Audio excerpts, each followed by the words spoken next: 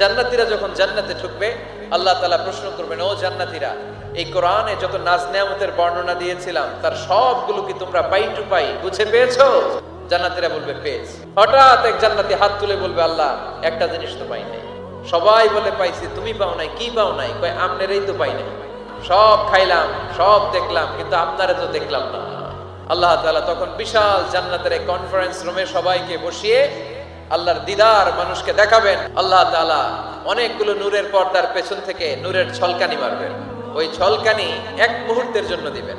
ওই এক মুহূর্ত দেখে জান্নাতীরা পাগল হয়ে যাবে। কোটি কোটি বছর এরকম অপলক নেত্রে জান্নাতীরা তাকিয়ে থাকবে, চোখের পলক ফেলবে না, চোখ মেলে তাকিয়ে আছে। কিন্তু সামনে কিন্তু আল্লাহর নূর আর নাই, কারণ ওইটা আসছিল কয় মুহূর্তের জন্য? এক মুহূর্ত পরে নাই। কিন্তু কি যে দেখলাম, কত সুন্দর! কোটি কোটি বছর এরকম অপলক নেত্রে জান্নাতীরা তাকিয়ে থাকবে। এমন হৃদয় ছোঁয়া হাদিস ও ঈমান জাগানো ভিডিও পেতে লাইক দিন, আপনার মূল্যবান মতামত কমেন্টে লিখুন, প্রিয়জনদের সাথে শেয়ার করুন যেন তারাও উপকৃত হয়, এবং নিয়মিত ইসলামিক ভিডিও পেতে চ্যানেলটি সাবস্ক্রাইব করুন। ধন্যবাদ।